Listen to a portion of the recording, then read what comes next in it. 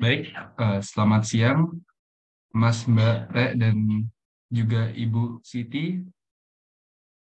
Selamat datang pada sharing session TA rumpun mata kuliah RPL pada hari ini. Ya, jadi di sini sebelumnya mungkin saya mau mengingatkan untuk teman-teman Mas, Mbak Re yang bisa on cam, bisa banget ini on cam dan juga pakai VBG yang udah di-share di kolom chat.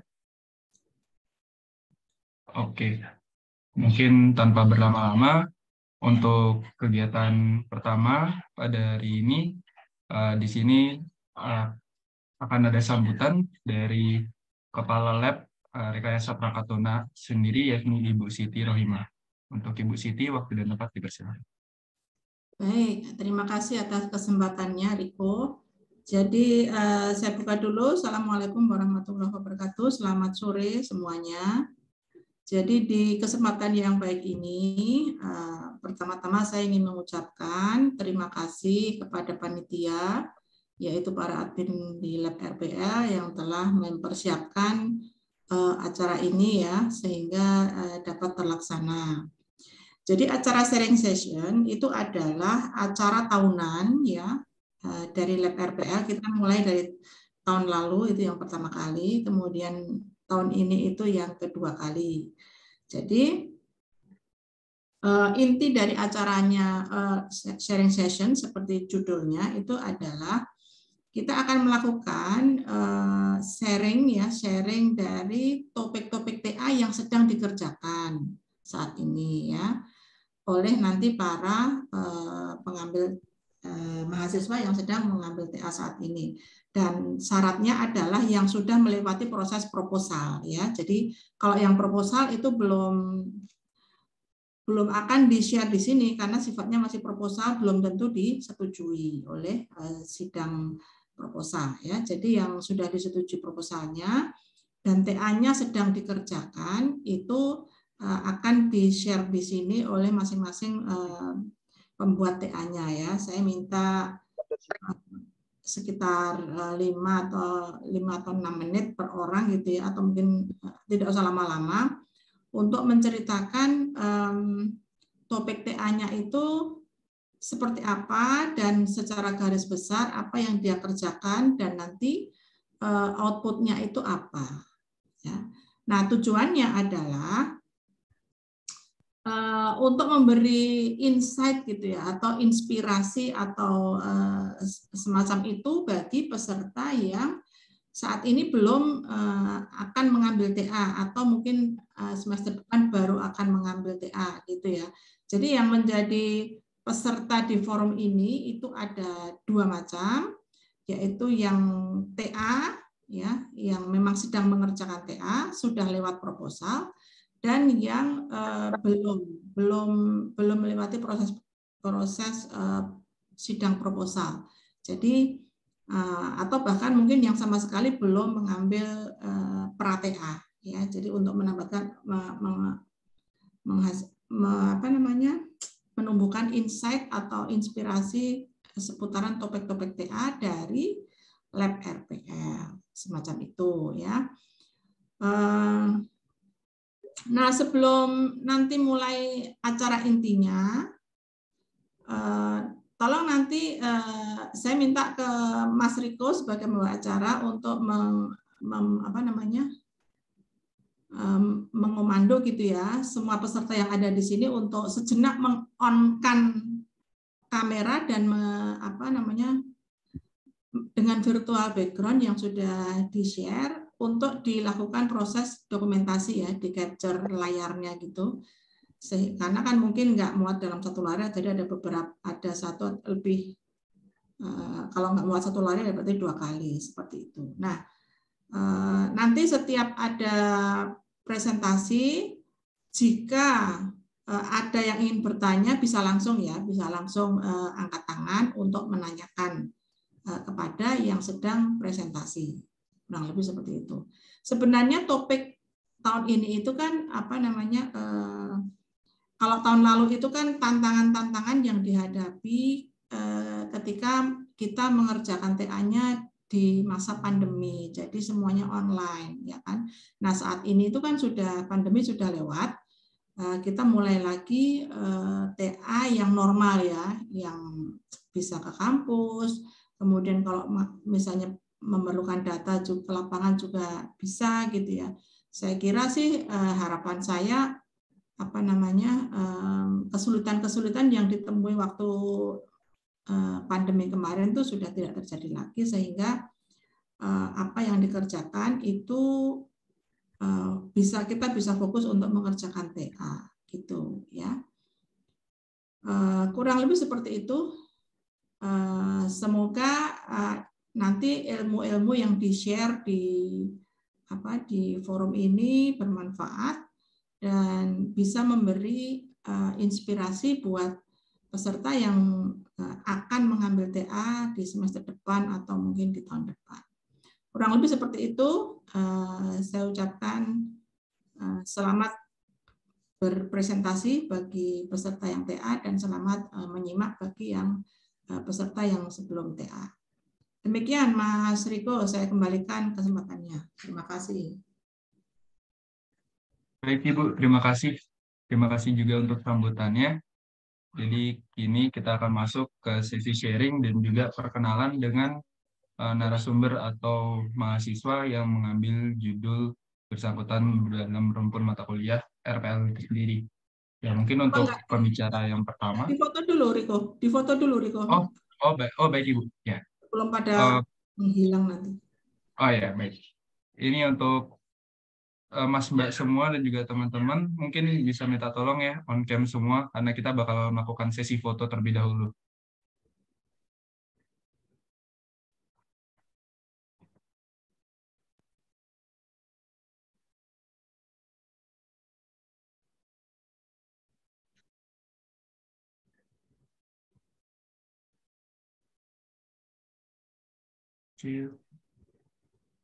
Sebentar, belum semuanya, masih ada yang belum on. Sebentar saja kok, cuma untuk di capture. Nanti kalau sudah ya kalian mematikan kamera lagi itu tidak apa-apa. Sedikit lagi. Ihsan belum? Hilman? Pak Virus juga belum? Virus.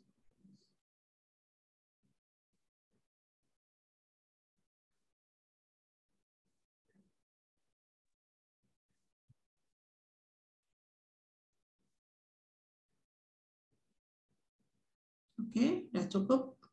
Silahkan di capture. Ini masih ada sebenarnya. Ini mau on kan nggak ini? Melahton, Hilman, Ihsan.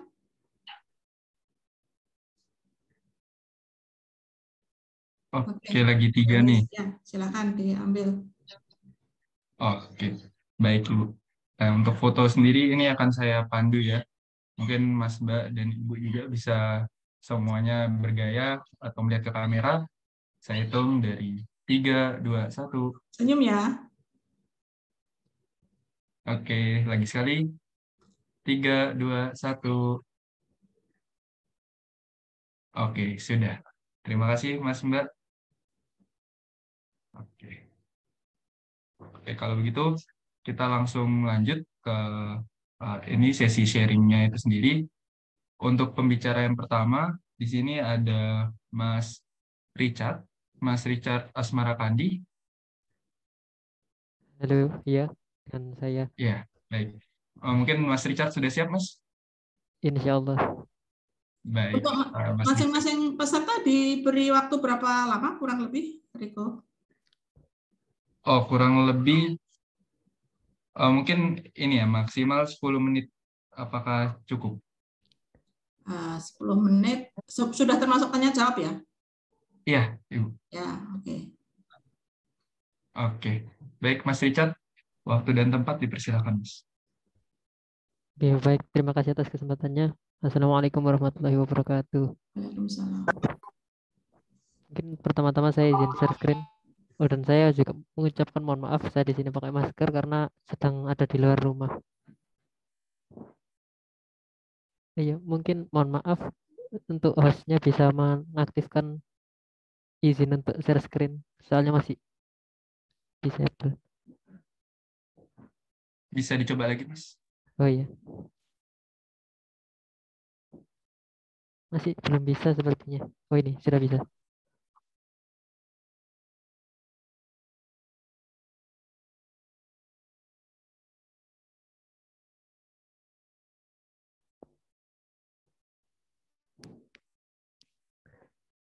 Nah, perkenalkan, nama saya Richard Asmara Kandi, NRP 051119400017. Saya dari angkatan 2019. Di sini untuk prosesnya sendiri saya baru mengumpulkan proposal TA dan baru-baru ini sudah melakukan revisi mengenai proposal TA, dan sementara ini insya Allah sudah disetujui oleh dosen pembimbing. Untuk topiknya sendiri adalah rancang bangun sistem manajemen kebencanaan untuk pemetaan bantuan logistik dan relawan. Nah, di sini ada beberapa hal yang saya bahas. Yang pertama adalah latar belakang, yang kedua adalah inspirasi saya mengapa ambil TA ini, lalu ada rumusan masalah dan ringkasan. Nah, untuk yang pertama adalah latar belakangnya sendiri. Latar belakangnya sendiri itu yang paling pokok ada 3. Yang pertama itu Indonesia, seperti yang kita tahu, dilalui oleh Sirkum Pasifik dan dilalui oleh jalur pertemuan 3 lempeng, membuat Indonesia ini menjadi wilayah yang rawan akan bencana. Lalu yang kedua itu menurut saya kurangnya kemanfaatan teknologi dalam penanganan bencana itu sendiri. Dan untuk yang terakhir itu pengalokasian bantuan baik relawan maupun logistik tidak merata. Nah, untuk yang data ketiga ini menurut pengalaman saya pribadi yang akan saya jelaskan pada slide selanjutnya. Nah, yaitu melalui slide inspirasi ini. Yang pertama adalah yang saya lakukan ketika itu liburan semester 6, saya istilahnya kayak nggak ada kerjaan, akhirnya saya coba cari kegiatan liburan semester, cari kesibukan, dan alhamdulillah pada saat itu terdapat acara KKN. Nah, KKN-nya itu mengenai pada saat itu ada peristiwa gunung meletus yaitu Gunung Semeru. Akhirnya saya ikut KKN dan di situ saya ternyata kerjanya itu lebih ke relawan, dan pada saat bekerja di sana itu saya pernah kebagian untuk mencatat barang-barang logistik. Nah, dari situ saya itu melihat kayak di bagian-bagian logistiknya itu masih dicatat secara manual melalui kertas. Nah, terus saya juga coba cari-cari aplikasi atau informasi. Saya sebagai salah satu mahasiswa teknik informatika yang ikut KKN pada saat itu kan, istilahnya kayak ingin berinovasi melalui aplikasi gitu, mencari aplikasi yang sekiranya cocok digunakan untuk mencatat log dalam penanganan bencana pada saat itu.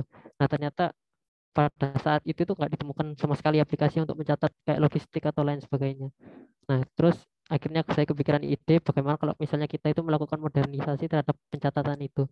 Dan sebenarnya juga tidak hanya masalah catatan secara manual, tapi ada juga kayak penyebaran logistik itu nggak merata. Jadi ada yang di situ kan banyak pengungsi-pengungsi yang ada.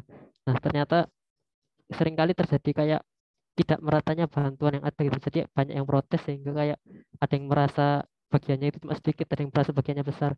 Nah, kenapa kita tidak menyediakan sistem informasi untuk menampung itu semua, dan dengan sistem informasi itu kita bisa melihat transparansi penyebaran kebutuhan yang dapat disampaikan pada saat itu juga. Nah, mungkin yang kedua yang ketiga adalah mengenai rumusan masalahnya. Yang pertama itu bagaimana menggali kebutuhan penanganan kebencanaan dan penyaluran logistik yang tepat. Lalu yang kedua bagaimana membangun sistem informasi penanganan bencana. Serta yang ketiga adalah bagaimana cara menguji kesesuaian informasi yang dibangun dengan kebutuhan yang telah dianalisa sebelumnya. Nah, untuk ringkasan tugas akhir yang akan saya lakukan di sini itu ada 6 tahap. Yang pertama itu analisis, yaitu menganalisis kebutuhan; desain, yaitu merancang sistem informasi; develop, membangun sistem informasi; testing, untuk melakukan testing terhadap aplikasi yang telah dibuat; result, atau hasil pengembangan dan penelitian; lalu yang terakhir adalah sesi dokumentasi pada buku tugas akhir. Nah, untuk kelima tahap, yaitu analisis, desain, develop, test, dan result akan dilakukan melalui dua metode. Karena sebelumnya sebenarnya TA saya ini berkembang menjadi 2 tahap. Yang pertama itu saya hanya ingin membuat sistem informasi pada awalnya, sistem informasi mengenai penanganan bencana yang ini. Hanya saja kalau misalnya TA itu saya pernah dapat informasi bahwa kalau misalnya kurang adanya penelitian itu agak susah untuk dibuat atau dibuat referensi TA, sehingga dari dosen pembimbing saya menyarankan agar melakukan tahapan-tahapan ini dengan 2 metode, yakni yang pertama adalah metode waterfall dan yang kedua metode dropway prototyping. Nanti untuk di hasil akhirnya atau di result ini nanti dibandingkan bagaimana antara pembuatan sistem informasi itu dibuat menggunakan metode throwaway ataupun dengan metode waterfall dengan beberapa atribut yang akan disediakan nanti. Seperti mungkin bug yang ditemukan lebih banyak ketika menggunakan metode yang mana, lalu mungkin performanya lebih bagus yang mana, lalu lama pengerjaannya juga lebih cepat ketika kita menggunakan throwaway atau waterfall yang seperti itu. Jadi di sini resultnya intinya ada dua, yaitu yang pertama sistem informasinya. Di sini result maksud saya itu outputnya. Jadi outputnya kira-kira ada dua. Yang pertama itu hasil penelitiannya, kira-kira mana yang lebih efektif pakai waterfall atau throwaway prototyping. Serta yang kedua itu ada sistem informasi hasil jadi yang telah dibuat. Nah, mungkin sekian presentasi dari saya. Mohon maaf apabila ada kekurangan. Wassalamualaikum warahmatullahi wabarakatuh.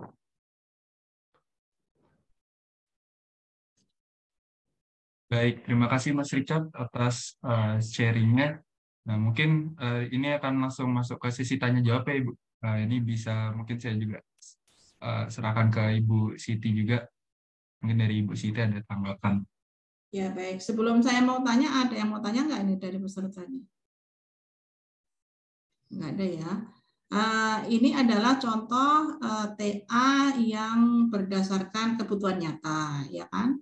Karena tadi diawali dengan KKN langsung ke lapangan, kemudian Richard ini melihat satu fenomena di lapangan, ada sesuatu yang kurang menurut dia, kemudian dia muncullah ide untuk membuat TA dari apa yang ditemui di lapangan. Begitu ya Richard ya?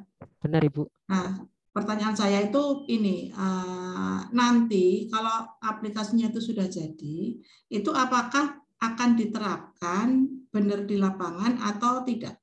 Rencana kamu bagaimana? Kalau saya sendiri mungkin ada satu narasumber yang mungkin bisa saya jadikan referensi itu ya DRPM ITS Ibu. Jadi mungkin bisa saya tawarkan kepada DRPM. Jadi kalau dari saya sendiri belum ada rencana untuk menyebarluaskan secara sendiri, namun masih bisa menawarkan ke bagian DRPM ITS itu tadi Ibu. Oh gitu. Iya. Kalau enggak, sebenarnya kan aplikasi yang seperti ini itu kalau di lapangan yang membutuhkan itu kan BPBD ya. Iya Ibu. Dan penanggulangan bencana ya kalau nggak Bencana salah. daerah. Iya. Ya, mestinya sih bisa, tapi ya coba nanti dilihat. Karena kalau aplikasinya semacam ini dan ternyata itu dipergunakan secara nyata, secara di lapangan itu kan kemanfaatannya itu tinggi sekali gitu ya. Jadi kalaupun misalnya dari sisi saintifiknya itu nggak terlalu menonjol, tapi kalau aplikasi itu benar-benar dipakai di lapangan dan masyarakat itu merasakan manfaatnya, itu justru nilai lebihnya itu ada di situ gitu. Jadi kalau saya boleh menyarankan, mestinya kamu memiliki mencari satu pihak gitu ya, yang kemungkinan besar ya BPBD itu yang entah di daerah Semeru atau di mana untuk ditawarkan ini dipakai seperti itu sehingga benar-benar manfaatnya itu menyentuh kepada masyarakat. Seperti itu Richard kalau saya boleh menyarankan ya. Oh iya, baik Ibu. Catat aja ya. Seperti itu Mas Riko, komentar saya terhadap TA-nya Richard ini. Terima kasih banyak buat atas masukannya Ibu. Sama-sama. Ya, baik. Mungkin dari peserta lain tidak ada pertanyaan ya? Oke, kalau begitu terima kasih untuk Mas Richard. Nah, kita akan lanjut ke narasumber selanjutnya. Ini kali ini yang akan memaparkan judul TA-nya sendiri. Yakni di sini apakah sudah ada Mbak Diastri Kurniasari? Halo, iya udah. Oke, baik. Mbak, silakan Mbak untuk waktu dan tempat dipersilakan. Oke, aku izin share screen ya.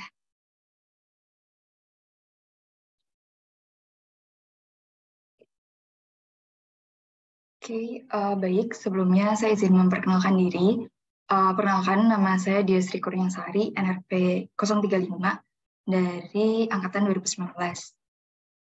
Nah, pada kesempatan kali ini saya ingin memaparkan mengenai judul tugas akhir saya, yaitu implementasi black box testing pada pengembangan RESTful API aplikasi mobile member Pertamina dengan modul loyalty dengan teknik equivalence partitioning.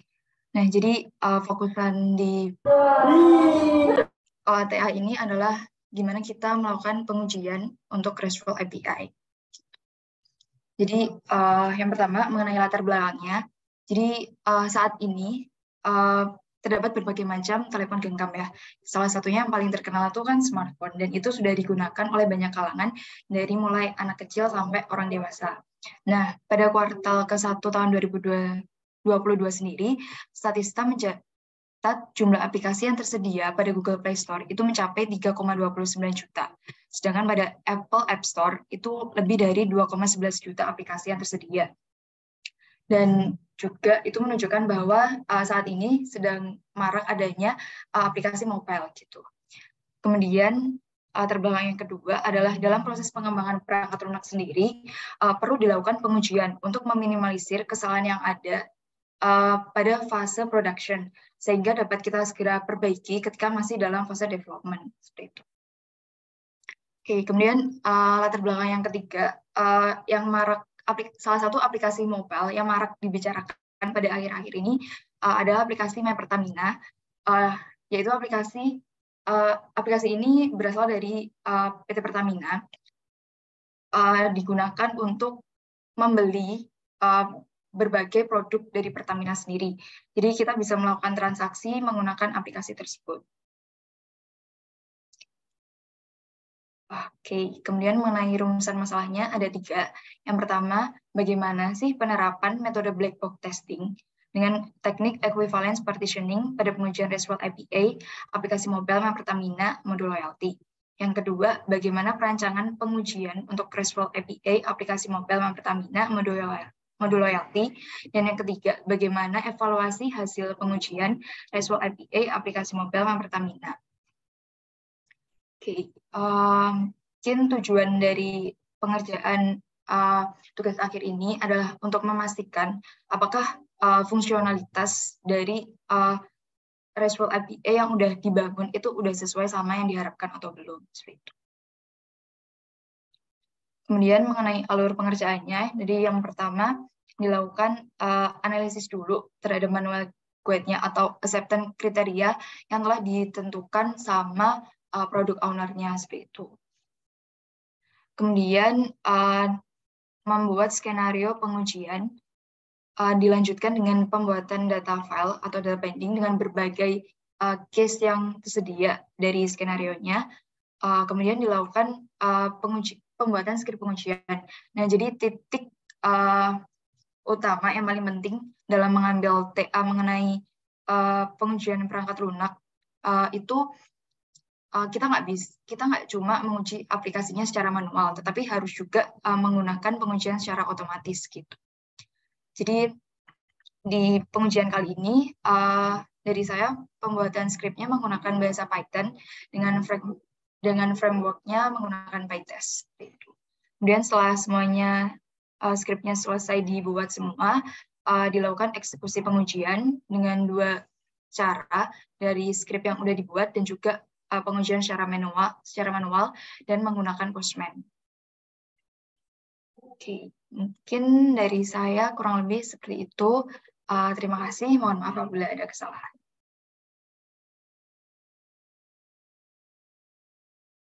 Baik, terima kasih Mbak Dias.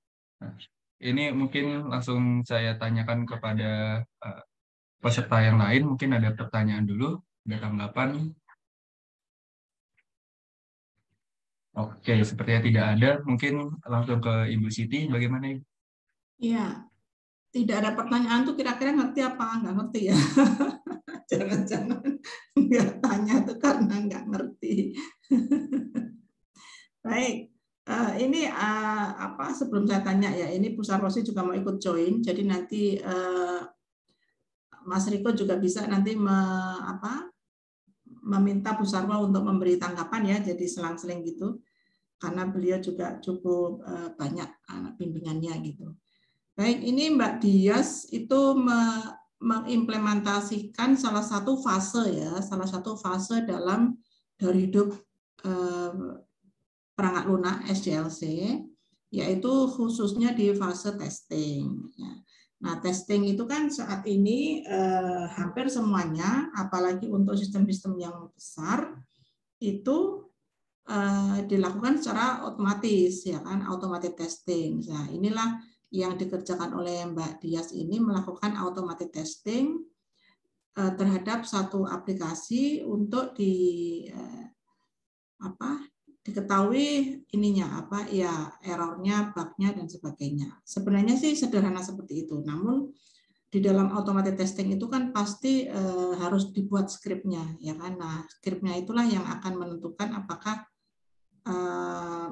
hasil testingnya itu nanti bisa menyeluruh detail atau tidak. Karena kalau skripnya kurang tepat itu juga nanti ada beberapa fitur atau mungkin celah yang harusnya ikut teruji tapi jadi kelewat gitu. Nah, tantangannya adalah bagaimana membuat skripnya itu agar dipastikan bahwa semua fitur yang mestinya harus diuji itu akan terlewati oleh skrip tersebut. Gitu nggak ya Mbak Dias? Ya, baik. Ya, seperti itu Mas. Jadi saya nggak tanya, ini memperjelas aja yang disampaikan oleh Mbak Dias tadi. Gitu. Terima kasih. Terima kasih Bu Siti. Sama-sama. Baik, terima kasih Bu Siti. Dari Mbak Dias mungkin ada tanggapan enggak? Dari saya sudah cukup. Mungkin saya ambil izin stop share ya. Oke, baik. Terima kasih banyak Mbak Dias. Ya. Sama. Jadi mungkin bisa kita lanjutkan itu untuk sharing session dari Mbak Dias. Oke, kita lanjut untuk selanjutnya dari Mas Pramudia Tiandana Wisnu Gautama. Apakah Mas Wisnu siap?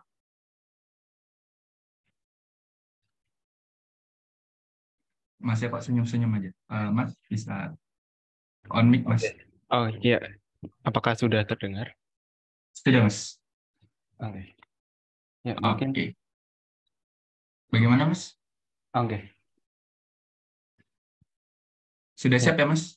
Ya sudah. Mungkin saya coba share screen aja ya kalau begitu. Oke Mas, silakan. Apakah sudah terlihat? Sudah Mas.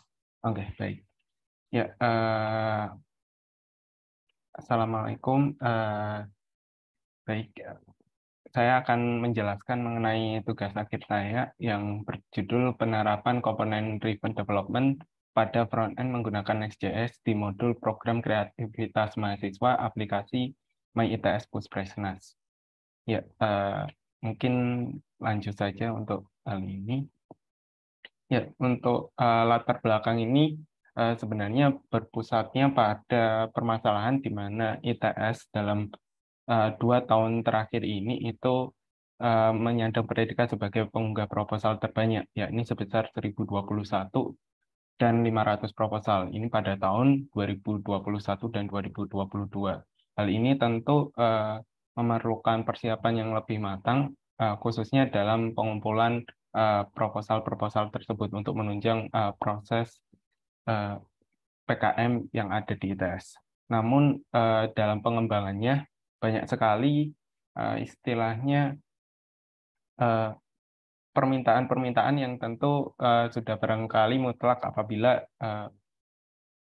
ITS melakukan persiapannya. Hal ini tentu memberikan sebuah permasalahan pada pengembang aplikasi di mana konsep yang awalnya sudah ada itu ternyata harus ditambahkan kembali dengan proses yang berbeda yang mengakibatkan banyaknya duplikasi kode, proses scale up yang susah, serta penerapan antarmuka depan yang tidak fleksibel, di mana banyak sekali penggunaan codingan yang sama di dalam aplikasi tersebut.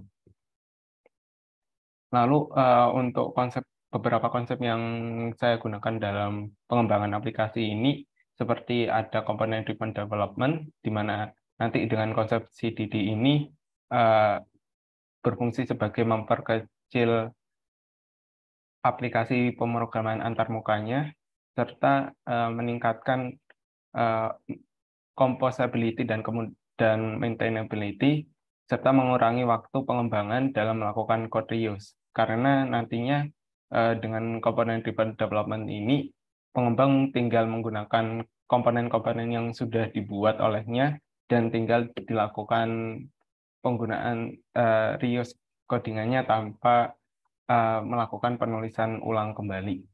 serta adanya implementasi separation of concern, di mana nantinya kita akan membagi antara mana yang sebagai komponen, mana sebagai logik yang terdapat dalam aplikasi tersebut.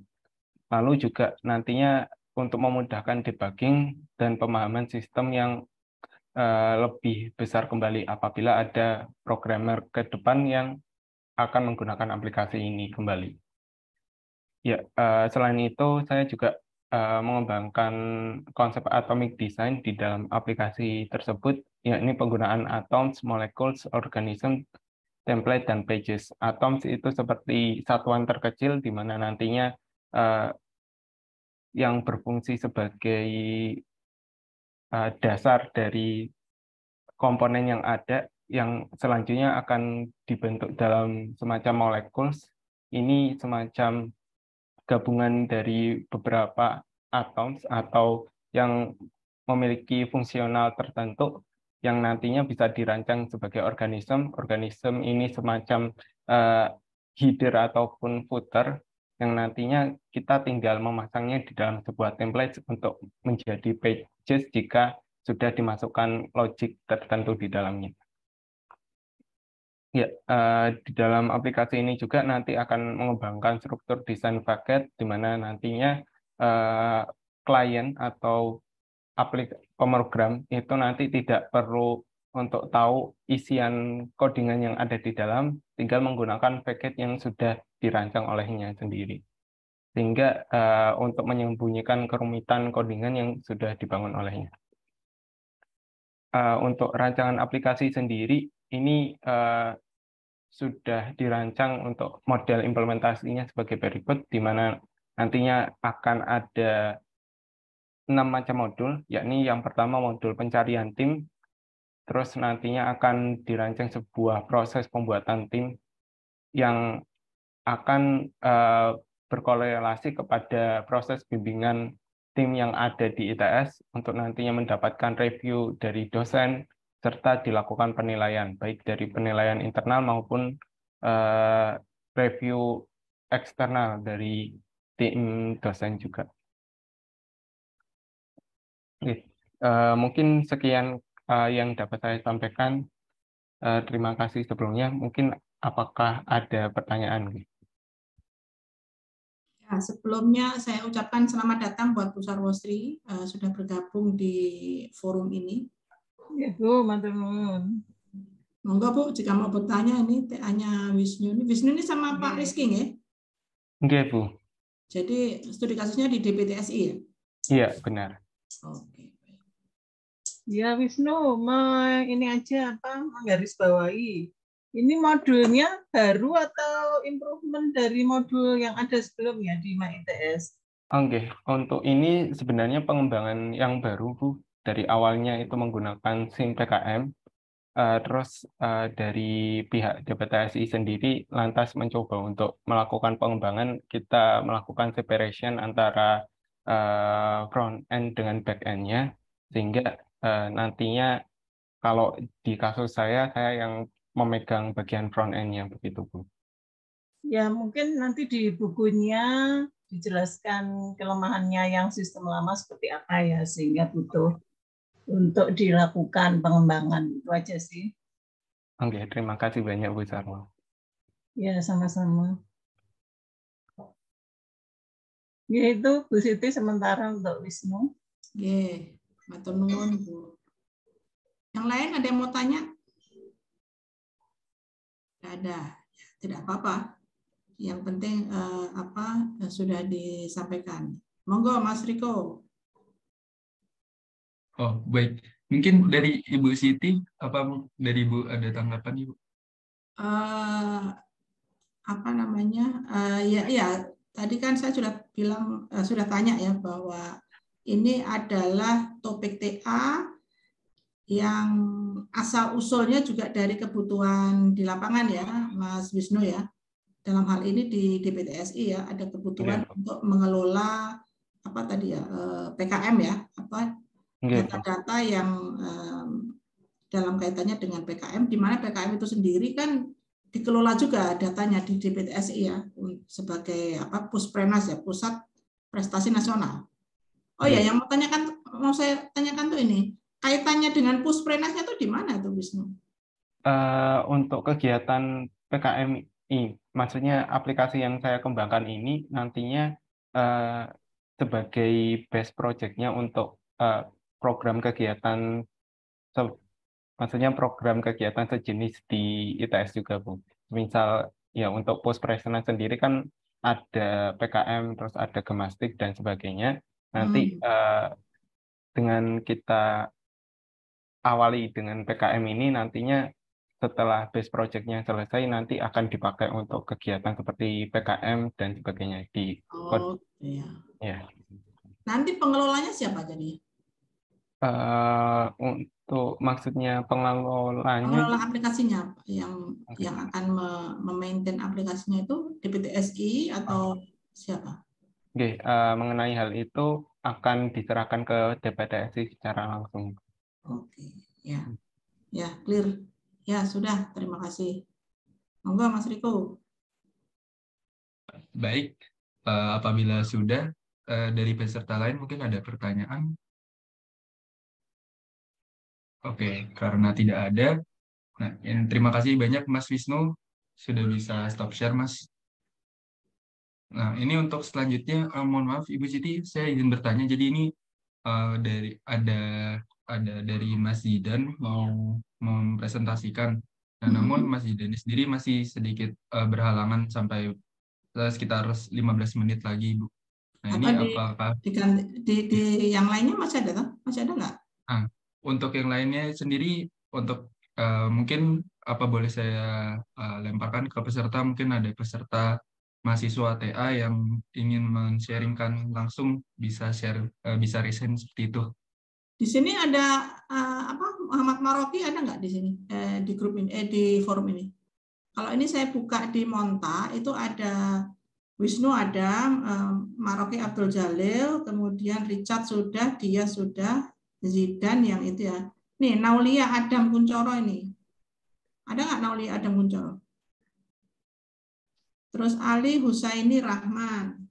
Kemudian ada Rashid Ridho, Muhammad Rifaldi Purnomo, kemudian Muhammad Haris Wicaksono. 10 orang mestinya ya yang sedang mengerjakan TA di lab RPL. Atau kalau kalau 10 orang ini sudah sisanya sudah tidak ada sambil menunggu Zidan, gini aja. Ini kan ada banyak peserta ya, yang pra-TA deh. Tapi kalau pra-TA sebaiknya tidak membuka PPT-nya ya, nggak usah pakai, disampaikan secara lisan aja. Coba misalnya nih yang pra-TA ini ada Mbak Virus tuh udah ambil TA belum, Mbak Virus? Hasna? Belum, Bu. Saya masih pra-TA. Oke, coba diceritakan pra-TA-nya tuh kira-kira kurang lebih seperti apa sih? Pra-TA saya ambil Giga, Bu. Apa? Ambil matkul Giga. Oh, Giga. Oh, Giga nggak dibahas di sini. Kita bahas RPL saja.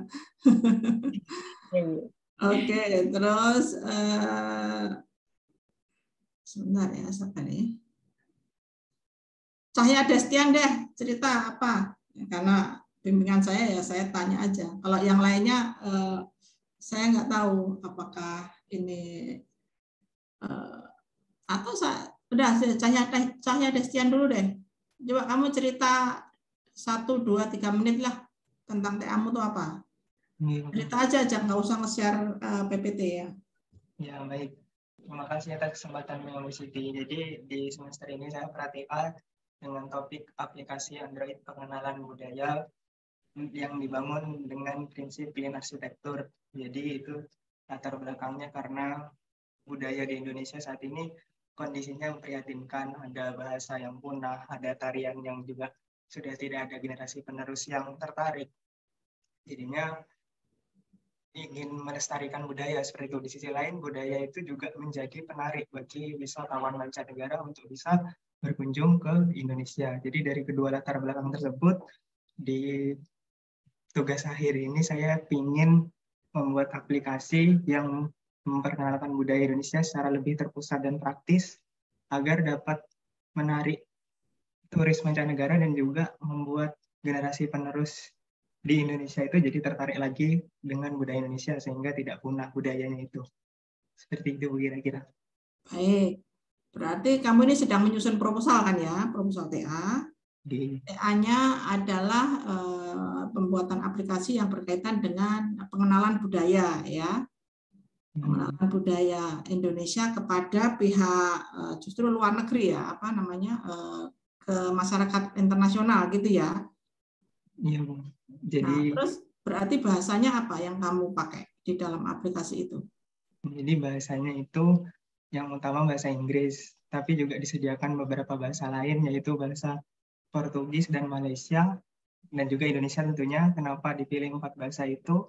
Karena bahasa-bahasa tersebut itu khususnya yang Malaysia dan Portugis itu menjadi asal dari turis mancanegara yang berkunjung ke Indonesia selama beberapa tahun terakhir menurut data dari Badan Pusat Statistik.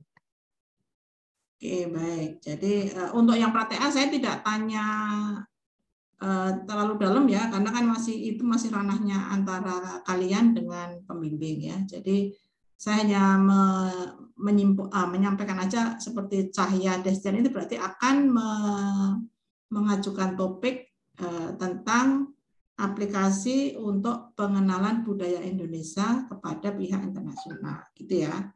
Baik. Terus ini sebelahnya saya melihat dari layar komputer aja ya. Viodi Ardito. Viodi Ardito sudah mengambil pra-TA semester ini, kah? Oh, sudah, Bu. Gitu. Berarti kan dia kan daftarinnya kan di apa nih? Aplikasi apa ini? Ya, backsoundmu lebih keras daripada suara. Kamu di mana sih? Lagi di kantor, Bu. Di kantor? Iya, Bu. Oh. Kamu SAP, maaf. TA saya tentang ini, perancangan aplikasi quality assessment tool untuk SLR. Iya, Mas. Quality assessment untuk SLR. Iya, systematic literature review. Oh. Si yang membimbing siapa? Pak Daniel. Pak Daniel. Berarti tentang aplikasi tentang apa tadi? Quality assessment tools, Bu. Jadi buat citasi jurnal gitu. SLR. Oke ya, sedang pra-TA ya ini. Iya, Bu. Oke, sedang pra-TA. Baik.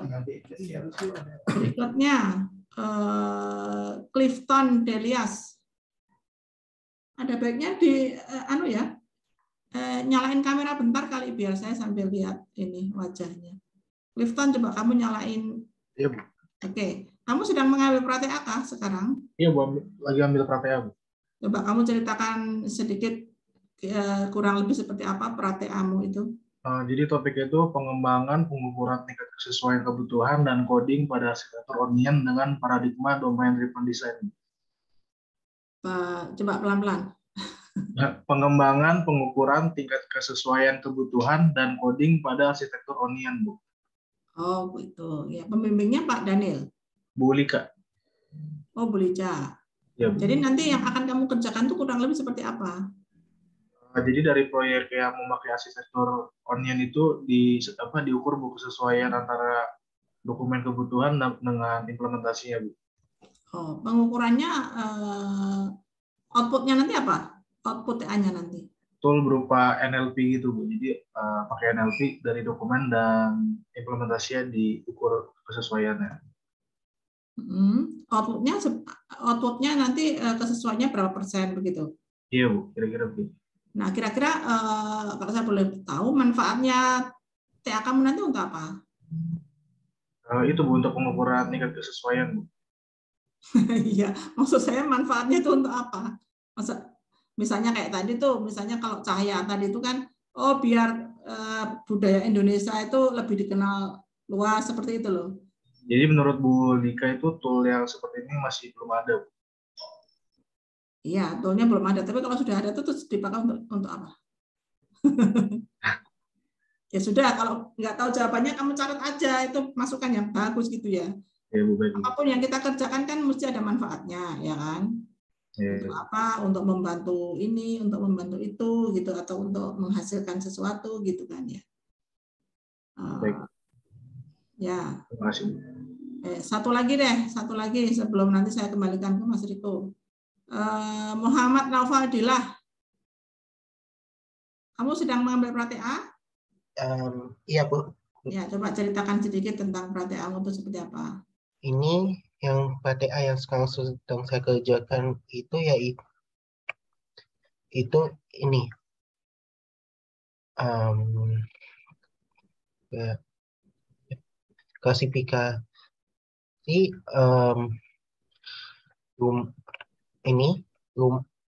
ya, pencocokan database alamat rumah dengan foto rumah berdasarkan citra Street View dengan algoritma deep learning. Oh, kamu pembimbingnya siapa toh? Sekarang sih Pak Agus gitu, Pak Agus Budi. Oh, Pak Agus Budi. Maksudnya kemana? Ke AP ya? Kayaknya ke AP, tapi ini judulnya lebih kayak ke KCP kah? Oh, antara AP dan KCP ya? Oke, baik. Antara AP, ya gabungan AP sama KCP. Oke, terima kasih Noval. Berikutnya, saya kembalikan dulu ke Mas Riko, biar Mas Riko aja yang tanya. Gimana yang siapa tadi? Zidan tadi sudah muncul lagi belum? Oh, untuk Mas Zidan ini saya cross check masih dalam perjalanan, lagi dikit nyampe Ibu. Jadi mungkin bisa ditanyakan lagi 1 atau 2 orang. Oh gitu, ya. Yeah. Yang ibu-ibu sekarang Mbak Vira Fania. Ya, coba diceritakan Mbak, pra-TA-nya tentang apa? Pra-TA-nya membuat pengujian otomasi pada situs website MyITS Thesis. Jadi nanti bakal mencari tahu best practice yang kayak gimana biar automation testingnya itu bisa diimplementasikan ke codingannya itu. Kurang lebih. Berarti studi kasusnya di PTSI ya, Mbak? Iya. Ya? Oke. Sama Pak Rizky ya? Iya. Ya, baik. Tentang mirip dengan yang tadi ya, dengan Mbak Dias tadi, automated testing. Ya. Satu lagi deh, Thomas Dwi Awaka. Thomas? Ya, coba kamu ceritakan pra-TA-mu tentang apa, Thomas? Ya, pra-TA saya ngambil judul analisis pengaruh kerangka kerja Scrum pada tim staf ahli di bidang teknologi di Kementerian Sosial RI. Jadi di sini nantinya saya akan mencoba menyusun metode Scrum yang pas, yang sesuai untuk diterapkan di tim Kemensos gitu. Kan Scrum secara umum itu sudah ada, secara teori itu udah ada, tapi kan pasti akan perlu penyesuaian untuk diterapkan di tim staf ahli itu. Jadi nanti saya coba menyusun gitu Scrum yang tepat gitu di tim itu seperti apa, dan nanti dievaluasi hasilnya seperti apa. Karena kan juga Scrum ini bisa salah satu kerangka kerja yang cukup bagus untuk meningkatkan kinerja dalam pengembangan perangkat lunak, seperti itu. Ya, baik. Berarti kamu akan semacam menerapkan Scrum yang diadaptasikan dengan situasi real gitu ya, di Kemensos seperti apa, sehingga mungkin perlu adaptasi atau perlu penyesuaian gitu kah ya, Thomas? Iya, benar. Bu, seperti itu, Bu. Jadi Scrum-nya akan disesuaikan lagi. Ya, jadi bukan Scrum yang ideal, tapi disesuaikan dengan kondisi lapangan gitu ya? Iya, Bu. Ya, baik. Terima kasih. Monggo Bu Sarwosi mau tanya ke siapa, Bu Sarwo? Oh. Silakan. Mungkin ini Bu, ada Timotius itu Bu, biar jelaskan pra-TA-nya itu, Timotius. Ya, Timotius Wirawan, silakan.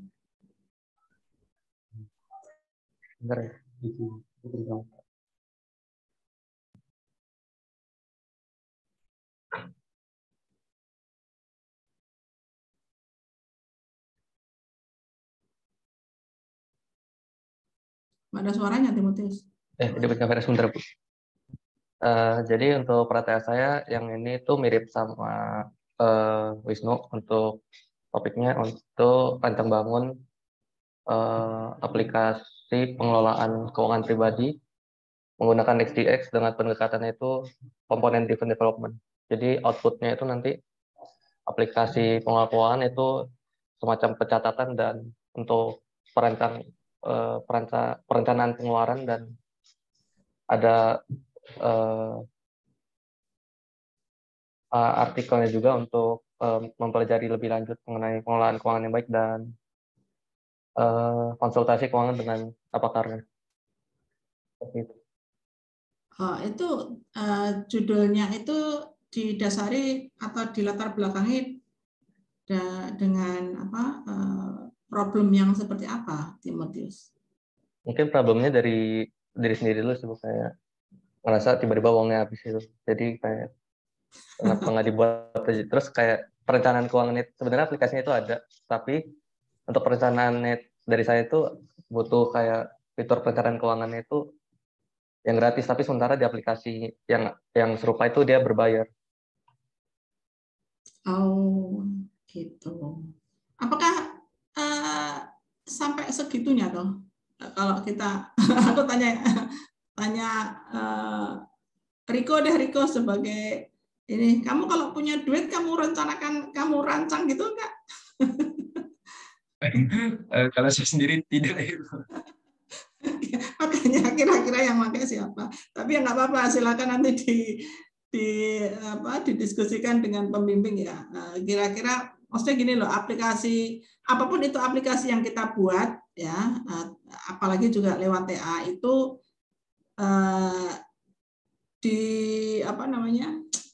dirancang sehingga nanti ada kemanfaatannya gitu loh. Jadi apakah kemanfaatannya itu ya syukur-syukur kemanfaatannya itu untuk masyarakat gitu ya, untuk masyarakat kerasa gitu loh. Nah, kalau untuk diri sendiri pun ya nggak apa-apa kemanfaatan untuk diri sendiri, tapi applicable gitu ya, benar-benar memang akhirnya wah kalau aplikasi itu katakanlah nggak tak install hidupku kacau gitu loh misalnya ya. Kalau jadi kesannya itu tidak mengada-ada kayak gitu, sehingga aplikasi yang dibuat memang benar-benar dari sisi ada alasan kuat untuk memang aplikasi itu harus dibuat. Kayak gitu sih pesan saya. Oke, Timotius, nanti silakan diperkaya lagi dengan fitur-fitur yang memang membuat aplikasi itu kalau ternyata nggak ada di HP saya, hidup saya jadi kacau misalnya kayak gitu. Tapi kalau ternyata aplikasi itu nggak ada di HP saya dan hidup saya tuh baik-baik saja, sepertinya aplikasi itu memang tidak perlu dibuat gitu maksud saya ya. Silahkan dipikirkan. Seperti itu. Gimana nih Zidan yang sudah muncul belum? Ini Ahmad Zidan ini bukan sih yang ditunggu-tunggu? Bukan Ibu. Oh bukan. Ya wes. Aku mau tanya Syamil. Ayo Samil, apa itu? Oke, baik Bu, terima kasih atas kesempatan yang diberikan. Jadi untuk sementara saya baru mengambil pra-TA. Untuk proyek yang saya kerjakan sendiri itu bangun dan terancang website penyedia jasa layanan pemesanan tiket pada pendakian Gunung Lawu, Bu. Jadi harapannya atau daripada tugas akhir ini dapat digunakan oleh pengelola pihak pendakian pada Gunung Lawu sana yang dapat membantu mereka dalam mengelola pemesanan tiket melalui secara online. Karena kebetulan juga saya sudah melakukan survei lapangan secara langsung, datang ke sana dan mencari tahu bahwasanya kalau di sana itu belum tersedia layanan pemesanan tiket untuk secara online. Nanti yang mengelola siapa? Misalnya aplikasi sudah jadi, itu yang akan menggunakan atau mengoperasikannya itu siapa? Pihak siapa itu? Baik Bu, untuk operatornya sendiri itu dikelola oleh kantor KPH Perhutani. Untuk kantornya itu berada di Kota Madiun. Kemarin saya juga sudah sempat pergi ke sana dan bertemu dengan petugas di sana dan menanyakan secara langsung bagaimana cara proses membangun bisnisnya, bagaimana nanti cara mengelolanya, seperti itu, Bu. Oke, jadi TAMU nanti itu direncanakan memang akan dipakai oleh KPH Perhutani ya. Insya Allah seperti itu. Mengelola langsung Gunung Lawu. Ya, baik. Oke, terus Alexander. Alexander, coba giliran Alexander sekarang. Oh, mohon maaf Bu, saya belum TA Bu. Saya angkatan 20. Oh, belum ambil pra-TA ya? Baik. Iya Bu, terima kasih atas kesempatannya. Oke, Benedictus Bimo. Mohon maaf Bu, saya juga angkatan 20. Oke, yang angkatan 19 siapa ini ya? Ini Rizky Sani, Muhammad Rizky Sani. Iya Bu. Ini maksudnya presentasi nih kamu nih. Saya masih pra-TA Bu. Oh, masih Iya, saya masih pra-TA Bu. Angkatan Hasna Bu, Sani. Iya, tapi maksudnya gini, kamu kan sudah lewat proposal Rizky Sani itu, belum ya? Belum Bu, belum selesai. Belum ya, iya. Yang sudah tuh Maroki Abdul Jalil, tapi kan kamu tuh Maroki. Iya. Ya, Rizky Sani apa yang pra-TA apa yang kamu kerjakan? Kalau saya latar belakangnya dari PPDB Jatim tahun kemarin. Jadi ada masalah di pengecekan autorisasi berdasarkan peran pengguna atau role pengguna. Jadi kalau di aplikasi yang kemarin itu pengecekannya sangat banyak duplikasi dan belum efektif. Jadi kayak di setiap kontrol itu pengecekannya masih duplikat. Jadi fokusnya berarti di? Jadi semuanya itu direfactor jadi satu komponen. Jadi komponennya reusable di semua. Berarti itu real case ya, PPDB ya. PPDB yang tahun berapa yang akan kamu pakai sebagai studi kasus? PPDB tahun 2022. PPDB tahun 2000, yang barusan ya berarti ya? Iya, yang barusan. Oke, baik. Itu adalah sebuah topik yang memang berasal dari real world, gitu ya. Baik. Berikutnya siapa ya ini ya? Sudah Vera Clifton. Tadi saya udah bubar. Sudah ya, aku lupa. Iya. Oh iya. Makanya aku kalau lihat mukanya udah tahu, udah ingat kalau nggak kelihatan jadi. Iya. Oke, siapa lagi ya? Albert tadi udah belum ya? Belum ya Albert ya? Belum Bu. Ya coba Albert. Ya Bu, maaf sebelumnya saya ini nggak bisa on cam lagi Bu. Oke ya. Oke, jadi saya sama seperti Tom tadi ikut proyek yang Kementerian Sosial, tapi saya nanti bakal menganalisis ataupun mengevaluasi dari sisi teamwork-nya. Jadi bagaimana tim pengembang aplikasi atau software di Kementerian Sosial bekerja. Latar belakangnya itu adalah masalahnya bahwa SDM di Kementerian Sosial itu masih belum menerapkan teknik-teknik ataupun metode teamwork yang cukup baik, sehingga rasanya dari yang disampaikan juga oleh Pak Suhadi selaku dosen juga bahwa di sana itu masih sepertinya kurang efektif dan belum mengikuti teori dalam pengembangan webnya. Jadi output yang diharapkan adalah mungkin berupa pedoman ataupun rekomendasi bagaimana teamwork yang baik dan tools yang digunakan dalam untuk meningkatkan kinerja teamwork tim gitu Bu. Oke, baik. Jadi ini juga sama Kemensos ya, sama barengan sama tadi Thomas ya, tapi berbeda domain gitu yang dianalisis. Baik, Bu Sarosi ada yang ingin ditunjuk untuk ini menceritakan pra-TA-nya, monggo. Oke, Clarence itu Bu, ada Clarence kayaknya. Clarence, aku nggak lihat ya. Clarence ada? Udah keluar kayaknya. Tadi aku lihat sih. Ada kok Bu, ini masih ada di partisipan Clarence. Oh ya. Yang fotonya kaos hitam, celana hitam, pakai kacamata hitam. Iya Bu. Oh alah ya. Clarence, ayo silakan. Kameranya di on kan sebentar Clarence. Yuk, bentar ya, Bu. Bentar, lagi agak rame sedikit. Bentar ya, Bu. Saya lagi di tempat magang. Oh ya. Oke. Coba ceritakan Clarence, apa pra-TA yang sedang kamu kerjakan? Oh, iya. Kalau sebenarnya saya mirip sama Rizky sih. Jadi tapi modul yang dipakai itu beda. Jadi intinya merefactor PPDB Jatim juga. Cuman kalau Rizky itu kan tentang role based access. Kalau saya itu kebetulan saya ngambil untuk yang ini sih Bu, untuk form. Jadi formnya itu saya buat menjadi reusable komponen. Berarti PPDB-nya sama ya, yang tahun 2022? Kayak si Iya, betul Bu. Iya, yang dari CodeIgniter sekarang menjadi Next.js nanti. Oke. Kalau yang kamu kerjakan itu problem base-nya apa? Problemnya dari segi repetisi sih Bu. Jadi kalau di yang lama itu setiap kali ingin nambah form baru, kayak input baru itu codingannya panjang banget dan letak validasinya juga kurang strategis lah, bisa dibilang seperti itu. Dan di sini dengan menggunakan komponen bisa digabung, jadi lebih ringkas nantinya Bu. Berarti refactoring ya sebenarnya intinya. Iya, betul Bu, refactoring. Ya baik.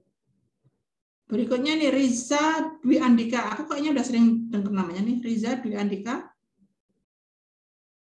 Kamu sudah pra-TA atau bahkan sudah TA ini? Masih pra-TA sih Bu saya.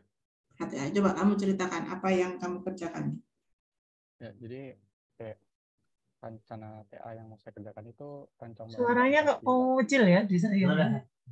Oh ya. Kurang gede sedikit. Ya, jadi rencana TA yang mau saya kembangkan itu rancang bangun aplikasi pemanfaatan lahan nganggur sih Bu. Jadi situ nanti bisa memanfaatkan lahan nganggur untuk dilakukan pertanian. Jadi itu kayak menghubungkan berbagai aktor yang ada sih Bu. Oh, di dalam pemimpinmu siapa kan? Bu Lica Bu. Bu Lica. Pemanfaatan lahan nganggur ya. Iya. Nanti pemakainya siapa sih aplikasi itu? Pemakainya tuh ada pemilik lahan menganggurnya itu sendiri, terus nanti juga ada sistem marketplace-nya gitu sih Bu. Jadi pembeli hasil panennya, habis itu nanti bisa ada investornya sama petani sih Bu yang ikut mau menggarap lahan. Oh, marketplace-nya itu untuk menjual hasil buminya gitu? Iya. Oke. Ya, mudah-mudahan berguna aplikasinya dan bisa memang benar-benar bisa digunakan ya di real world gitu. Ya, Bu, baik Bu. Terima kasih Riza. Baik Bu. Ini yang ibu-ibu nih. Mohon maaf Mas Siti. Ya. Ini Mas Zidannya sudah hadir. Oh ya, silakan. Mas Zidan sudah siap kan ya Mas? Sudah. Baik. Monggo Mas bisa dicoba share screen dulu. Ya, saya izin share screen ya.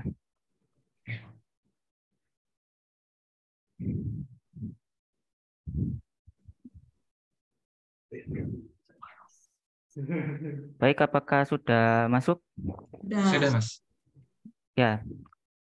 Assalamualaikum warahmatullahi wabarakatuh. Selamat sore bagi teman-teman dan Ibu Siti dan Bu Sarwo.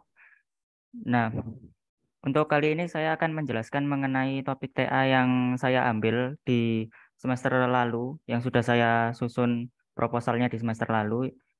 Untuk judul dari TA saya sendiri adalah perancangan dan implementasi perangkat lunak portal MyITS SSO menggunakan pendekatan micro front-end.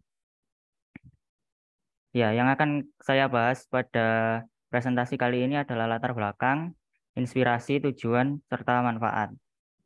Nah, latar belakangnya sendiri mengapa diambil topik ini adalah karena kalau kita lihat dari segi front end sekarang, misal dari yang saya ambil sendiri yaitu portal MyITS, mungkin beberapa sudah ada yang membuka ya, ini kan barusan launching kemarin.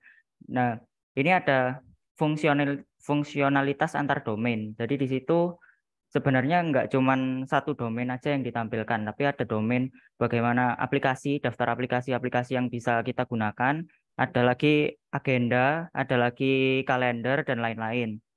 Nah, itu salah satu latar belakangnya. Kemudian ada atribut kualitas pada arsitektur monolitik. Nah, kalau misalnya dulu saya pelajari di kuliah arsitektur perangkat lunak itu ada istilahnya atribut kualitas. Nah, kalau untuk arsitektur monolitik sendiri, di mana kode-kode yang ada pada front end ini ditaruh di satu deployment yang sama, itu punya beberapa masalah. Salah satunya adalah kalau misalnya satu aja mati, ya mati semua karena kan memang deploymentnya itu cuma satu, front end-nya cuma dideploy di satu tempat. Kalau mati ya udah.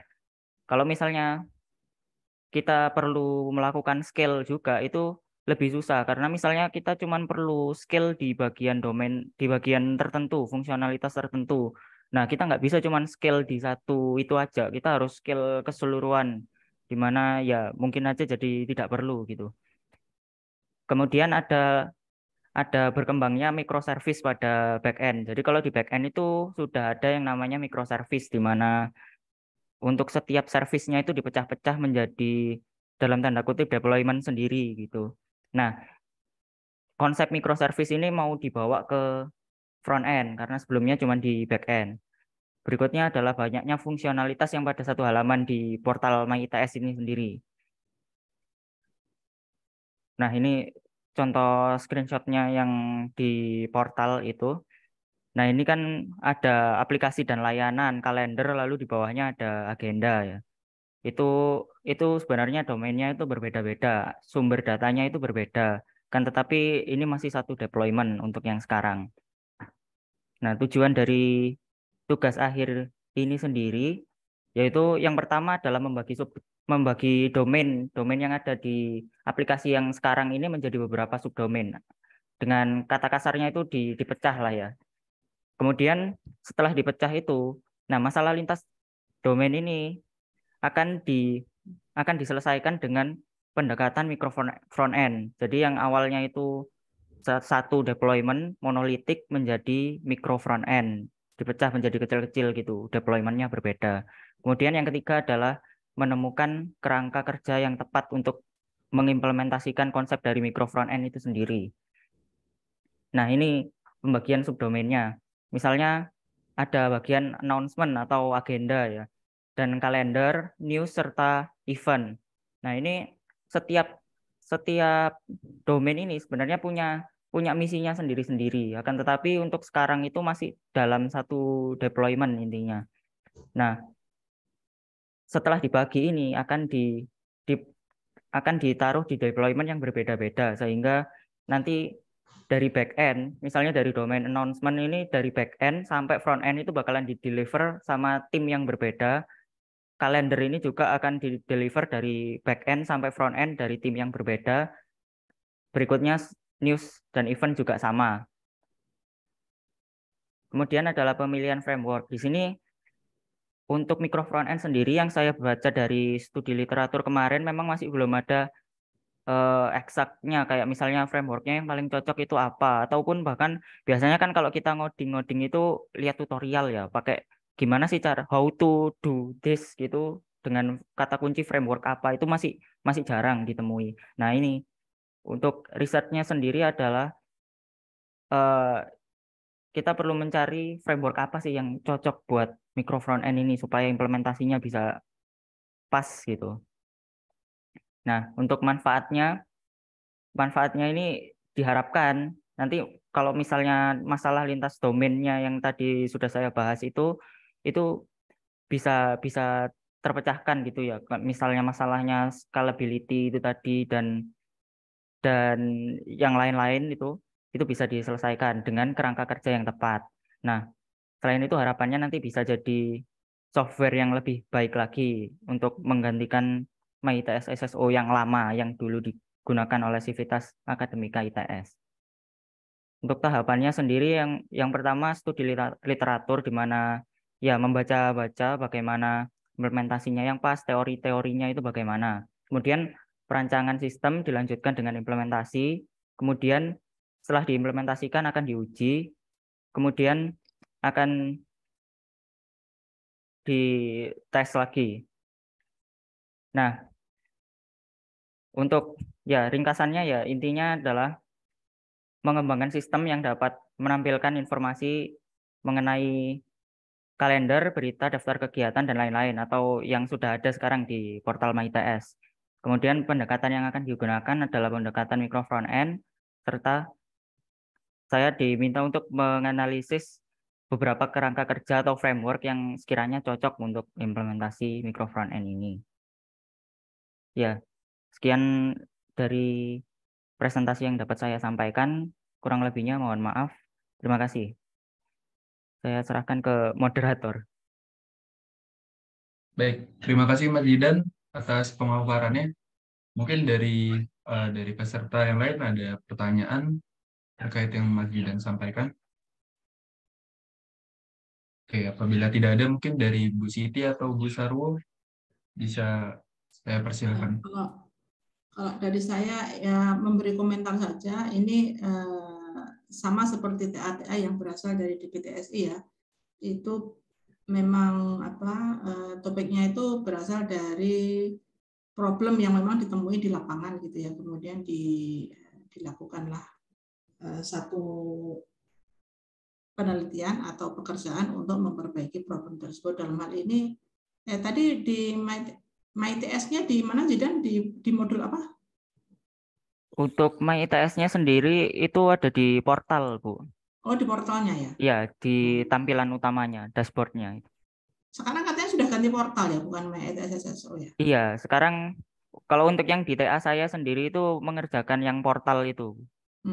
Portalnya, oke, baik ya. Jadi TA-TA yang memang berasal dari DPTSI itu memang berawal dari kebutuhannya mereka ya untuk istilahnya tuh mencari tenaga murah gitu. Tidak usah dibayar. Gitu. Tapi kan mahasiswa yang di situ kan juga dapat pengalaman ya untuk portofolio nanti kalau dia bekerja di mana. Ya, terima kasih Zidan. Seperti itu Mas Made, Mas Rianja Riko. Bu Sarwosi mungkin ada tanggapan? Iya Bu, mungkin mau menanyakan untuk framework-nya sendiri tadi kan akan menganalisis, berarti kan belum ditetapkan ya Zidan ya? Benar Ibu. Dalam gambaranmu saat ini yang rencana kamu bidik framework apa aja? Kalau dari saya sendiri kemarin itu karena saya pribadi basisnya bisanya yang berbasis React ya, jadi kemungkinan saya bakalan mencoba dari yang basisnya React dulu, seperti ya React itu sendiri, Next.js, Gatsby.js dan lain-lain. Kemudian ya pengennya juga mau nyoba yang seperti Angular gitu, yang cukup populer atau Vue juga. Karena kalau saya baca kemarin itu dari mediumnya Blibli itu Blibli sendiri pakai micro front end dan itu pakainya Vue.js, Bu. Ya, mungkin kamu lakukan riset untuk mengkomparasi ya, termasuk pertimbangan, kemudian maintainability-nya ya ketika kamu tinggalkan, serta kesesuaian dengan ini ya sistem lain ya atau di sub-nya nanti sehingga bisa kompatibel gitu loh. Mungkin pemilihan itu, saran itu aja. Oh iya, Bu. Oke, itu Bu Siti dari saya, Bu. Oke, monggo Mas Riko. Bisa di stop share, Zidan? Iya, Bu. Terima kasih, Bu. Ya. Saya ingin mendengarkan penjelasan sedikit pra-TA-nya dari ini Gabriela Natasha sudah ambil pra-TA belum? Gabriela Natasha Ginting. Gabriela. Yang lain deh. Frans Wijaya. Iya, Bu. Selamat sore. Frans Wijaya angkatan berapa? 19. Kamu sudah pra-TA? Iya, Bu. Saya sekarang lagi ngambil pra-TA. Oh ya, kamu ceritakan secara singkat kurang lebih seperti apa pra-TA yang kamu ambil. Baik, Bu. Jadi pra-TA saya juga masalahnya itu ngambil juga, kalau nggak salah dari DPTSI juga sih, Bu. Tapi nanti manfaatnya itu ditujukan untuk seluruh perguruan tinggi. Jadi kurang lebihnya di setiap perguruan tinggi itu kan ada sistem akuntansinya ya, Bu. Nah, yang mana sistem akuntansi ini kan merupakan domain masalah yang cukup kompleks seperti itu. Nah, untuk mempermudah istilahnya membuat sistem akuntansi yang baik, yang kompleks, nah itu perlu diperlukan istilahnya paradigma yang juga tentunya sesuai kayak gitu Bu. Nah, karena sistem akuntansinya ini kompleks, nah niatnya itu mau dibuat sistem akuntansi ini mau dimodelkan dengan menggunakan paradigma domain driven design seperti itu sih Bu. Yang nantinya hasil pemodelan sistem akuntansi dengan domain driven design ini produknya adalah sebuah website yang merupakan yang nantinya websitenya itu menjadi sistem informasinya untuk akuntansi perguruan tinggi. Kurang lebih seperti itu sih Bu. Apakah cukup jelas? Apa namanya? Pembimbingmu siapa? Dengan Pak Rizky saya Bu. Dengan Pak Rizky. Berarti apa namanya? Case study-nya itu menggunakan sistem akuntansi yang masih DPTSI, begitu kan? Iya Bu, untuk case study-nya menggunakan sistem akuntansinya yang ada di DPTSI. Tapi nanti akan dibuat semacam fungsi-fungsi general gitu sehingga bisa diterapkan di perguruan tinggi yang lain, begitu kan? Kurang lebihnya. Betul Bu, khususnya nanti kalau misalkan perguruan tinggi yang belum ada sama sekali sistem informasi, sistem istilahnya aplikasi web untuk sistem akuntansinya, seperti itu sih Bu. Oh ya, bagus sih. Jadi nanti bisa istilahnya oleh ITS dalam hal ini lewat DPTS itu bisa dijual gitu ya, di customize gitu ya, di customize di perguruan tinggi lain begitu ya. Ya. Tapi khusus untuk sistem perakuntansian ya, keuangan. Di domainnya sistem akuntansi seperti itu. Baik. Terima kasih atas penjelasannya. Terima kasih Bu. Nah, terus ada lagi Florentino. Ini angkatan berapa nih Florentino? Saya masih angkatan 2020. 2020, oke belum ya. Husein Muhammad Asgaf, angkatan berapa? Angkatan 2019. Nah, coba. Kamu pasti sudah pratea kan? Iya, Bu. Saya ambil pratea itu mengenai sistem yang e-review. Jadi sistem e-review ini kurang lebih semacam e-commerce editor dengan reviewer artikel ilmiah. Jadi ketika editor ingin mencari reviewer dapat melalui sistem e-review ini. Nah, namun dari sistem ini nanti rencananya di Indonesia. Jadi ketika misalnya sistem ini dikembangkan, bakal kemungkinan penggunanya bakal meningkat drastis gitu. Misal kita lihat di portal Sinta, penulisnya saja 253.000. Lalu di Garba rujukan digital itu sudah ada 2 juta artikel ilmiah. Jadi ketika sistem ini sampai sejumlah artikel ilmiah segitu, kemungkinan bakal sistem ini tidak berjalan dengan normal. Sehingga saya menerapkan basis data terdistribusi pada sistem ini nantinya supaya sistem ini berjalan dengan baik ketika melakukan pengolahan data. Kurang lebih seperti itu, Bu. Pembimbingnya siapa, Husein? Pak Daniel, Bu. Daniel. Jadi nanti studi kasus yang digunakan itu data yang di mana? Di Sinta atau gimana? Rencana ini masih sistemnya ini sudah dari Pak Danielnya. Jadi saya rencananya mungkin mensimulasikan gitu Bu. Ketika sistem ini berkembang dengan jumlah data yang sekian juta itu, apakah sistem ini bakal tetap berjalan dengan baik atau tidak dengan penerapan basis data terdistribusi itu Bu. Oh begitu ya. Ya. Baik, jadi Husein ini berarti tipe topik TA yang sebelumnya sudah ada sebuah sistem gitu ya. Iya Bu. Kemudian dikhawatirkan kalau datanya semakin banyak gitu ya, apakah sistem yang sudah ada ini masih bisa bekerja atau tidak begitu ya? Kamu melakukan analisis itu, kemudian melakukan antisipasi yaitu dengan cara melakukan distribusi basis data ya, basis data terdistribusi begitu ya. Iya Bu. Kurang lebih oke ya. Ini saya mencoba menjelaskan terutama buat peserta di sini yang masih belum mengambil pra-TA, yang masih angkatan 2020 atau 2021, ada bayangan gitu kira-kira sumber-sumber topik TA itu dari mana saja gitu ya. Ada yang dari Kalau tadi kita dengarkan dari sekian banyak yang pra-TA maupun yang TA itu mestinya kita bisa, kalau saya sendiri bisa menyimpulkan bahwa rata-rata topik yang muncul itu memang dari kondisi real gitu ya, dari kondisi real yang memang ada problem. Kemudian problem itu berusaha kita buatkan solusinya ya dalam bentuk topik TA itu gitu. Sepertinya dari tadi yang diceritakan itu belum ada sih ya topik TA yang tiba-tiba di-create gitu ya. Tidak ada problem nyata kemudian meng-create sesuatu gitu, karena itu akan sangat sulit sih. Terutama sulit dalam hal nanti operasionalnya kayak gimana gitu kalau sesuatu itu di-create dari bukan problem nyata. Kurang lebih seperti itu. Ya. Bu Sarwosi, monggo kalau ingin memberikan satu insight atau kiat-kiat atau kisi-kisi bagaimana bagi yang peserta yang masih di angkatan bawah gitu, nanti ketika mengambil pra-TA, monggo Bu Sarwosi.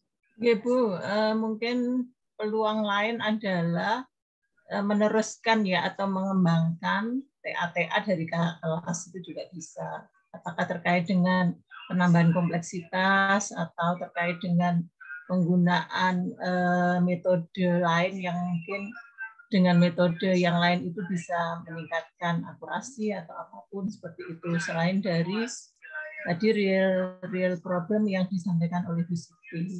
Terus bisa juga based on dari literatur studi literatur paper ya. Mungkin kalau S1 cuman yang kira-kira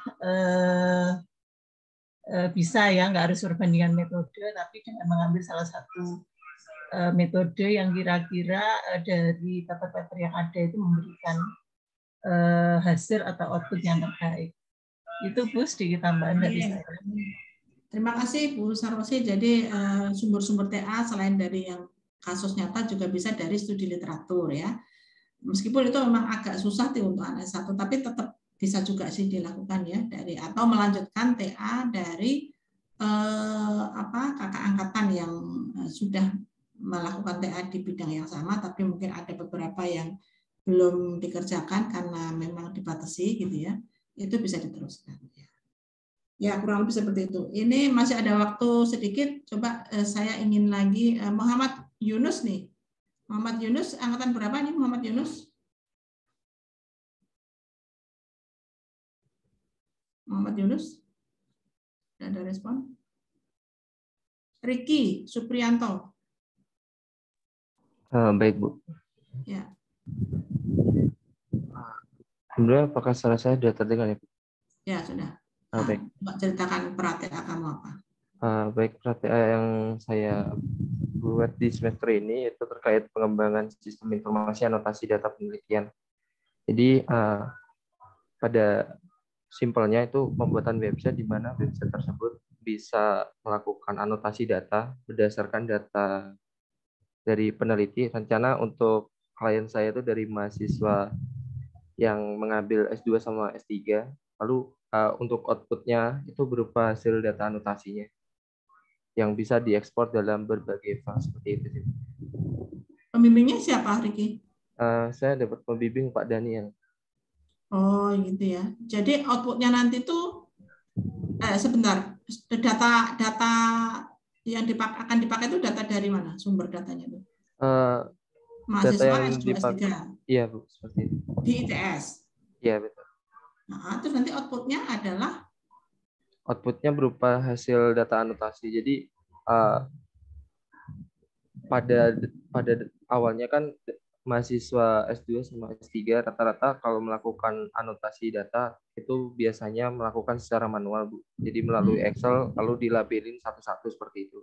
Nah, untuk tugas akhir yang saya buat nanti kami menyediakan websitenya. Jadi dari peneliti sendiri tinggal memasukkan input berupa program Python, proses anotasi data apa aja yang ingin dilakukan seperti itu. Lalu dia menginputkan data, misalnya datanya berupa tweet seperti itu, lalu outputnya berupa data analisisnya seperti itu. Oh, ya, baik. Itu berarti nanti akan bisa digunakan ya di paling tidak di lingkup ITS ya untuk bisa mendapatkan data anotasi dari setiap penelitian ya. Seperti itu ya. Iya, Bu. Ya, baik. Terima kasih Riki. Ada satu ini yang Muhammad Arifiansa. Muhammad Arifiansa, kamu angkatan berapa? Enggak nyambung. Hilman Ralius. Ahmad Ferdiansyah. Ahmad Ferdiansyah enggak ada. Ya. Iya, Bu. Ya, kamu angkatan berapa? Angkatan 20, Bu. Oh, 20 belum ya, berarti belum THY. Belum, Bu. Muhammad Yunus ini angkatan berapa nih Muhammad Yunus? Permisi, Bu. Muhammad Yunus angkatan 20. 20, Bu. Kalau Muharram Dimas Putra.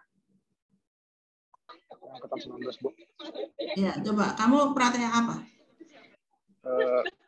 Mohon sebelumnya, Bu, saya punya sedikit background di belakang karena saya sedang keluar. Untuk saya mengambil RPL dengan tema Automated Book Indexing System, yang kalau secara singkatnya adalah sistem aplikasi yang untuk membantu pengindeksan istilah dari buku, Bu. Oh, pengindeksan. Ini pasti Pak Daniel ya? Ya, benar, Bu. Iya. Karena sebelumnya sudah ada beberapa penelitian tentang hal itu yang dipegang oleh Pak Daniel. Jadi ini meneruskan mungkin ya, meneruskan penelitian sebelumnya ya. Benar, Bu. Saya meneruskan penelitian dari Mas Kadek, Bu. Oh iya, oke. Baik. Saya rasa sudah semua ya ini ya. Tadi ada beberapa yang tidak respon tadi. Baik, saya kembalikan kepada Mas Riko. Kalau mau disimpulkan sebelum ditutup. Baik Ibu, terima kasih atas tanggapannya juga terhadap ke semua peserta dan juga mungkin dari judul-judul pra-TA dan juga TA tadi yang sudah di-share. Nah, mungkin dari kegiatan hari ini untuk sharing sessionnya sendiri sudah selesai, dan mungkin di bagian ini saya akan menutupnya dengan melakukan dokumentasi lagi. Ini dikarenakan mungkin ada Bu Sarwo. Apakah Bu Sarwo berkenan untuk ikut serta Ibu dalam dokumentasi ini? Saya off kamera ya, mohon maaf. Di capture aja sekali lagi nggak apa-apa. Mumpung ya, baik. Sarwo sih kan meskipun kameranya off sudah ada gambarnya. Ya, baik. Mungkin dari Mas Mbak teman-teman semua bisa on cam lagi nih. Sorry. Bisa on cam lagi. Nanti sebelum ditutup jangan lupa recordingnya dimatiin dulu ya, biar ke-save. Baik, Ibu. Oke, Mas Mbak mungkin bisa on cam dan menggunakan virtual background yang sudah di-share. Mungkin bisa di-share lagi virtual background. Sudah ada.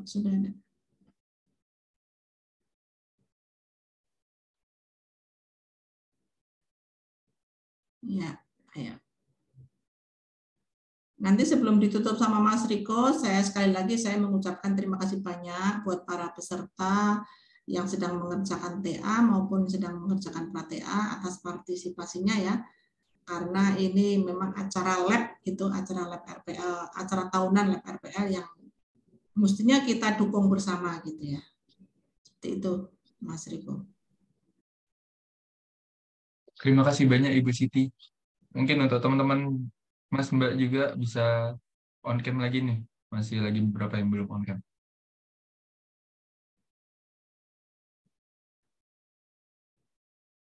Oke, lagi sedikit. Sambil dadah gitu apa gimana? Sambil gimana? Sambil gini? Gak bebas aja Gini Ibu. aja ya, jempol aja ya.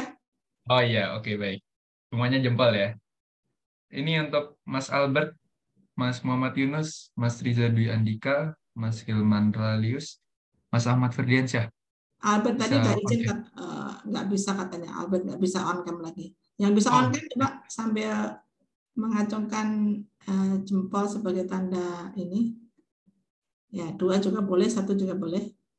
Sambil senyum ya. Oke, udah semua ya. Oke, jempolnya ditunjukin. 1, 2, 3. Oke, lagi sekali. 1, 2, 3.